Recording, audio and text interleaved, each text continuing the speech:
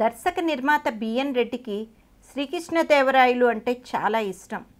ఆ ఇష్టమే దేవరాయల మీద ఒక సినిమా ఎందుకు తీయకూడదు అనిపించింది. అంతే అన్వేషణ ప్రారంభించారు.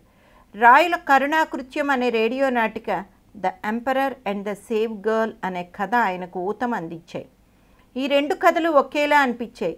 కొన్ని మార్పులు చేస్తే సినిమా తయారవుతుంది అని భావించి నాటిక రాసిన బుచ్చిబాబును కలిసి, మీ ఆలోచనలు నాకు నచ్చాయి, 10 years నుంచి దేవరాయలపై సినిమా తీయాలని నా అభిలాష, అందుకని మీరు సినిమాకి సంభాషణలు రాయండి అని అడిగారు.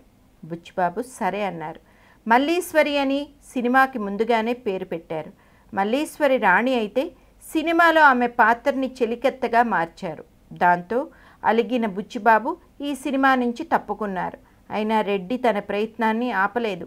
నాగరాజు పాత్ర ఎన్టీఆర్ అని ముందే అనుకున్నారు. ఇక మల్లమ్మ ఎవరు? ఆ పాత్రలో భానుమతి తప్ప మరొకరిని ఊహించుకోలేకపోయారు. కానీ భానుమతితో సినిమా అంటే ఎన్ని తిప్పలు పడాలో ఆయనకి స్వర్గసీమతో అనుభవం అయ్యింది. చివరకు భానుమతినే ఎంపిక చేశారు. అనుకున్నట్టుగానే భానుమతితో ఈ సినిమాకు గొడవలు తప్పలేదు. సొంత చిత్రం ప్రేమ హడావిడిలో పడిపోయి మల్లీశ్వరి సెట్టుకు ఆలస్యంగా వచ్చేవారు. ప్రేమ సినిమాలో పాత్రకు తగ్గట్టు వంకీల జుత్తు పెంచుకున్నారు. మల్లీశ్వరికి ఆ తరహా కేశాలంకరణ నప్పేది కాదు. దాంతో షూటింగ్కి లేట్ అయ్యేది, మేకప్కి టైం ఎక్కువ అయ్యేది, టైం చాలా వేస్ట్ అయ్యేది. ఆ కారణంగానే కొన్ని సన్నివేశాలు డూప్తో చిత్రీకరించారట.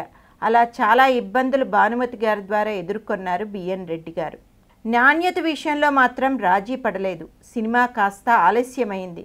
ఎన్నో ప్రయాసలు పడి చివరకు 6 లక్షలతో సినిమా పూర్తి చేశారట. హీరోయిన్స్ ప్రొడ్యూసర్ని ఇబ్బంది పెట్టడం అప్పటి నుండి ఇండస్ట్రీలో ఉంది.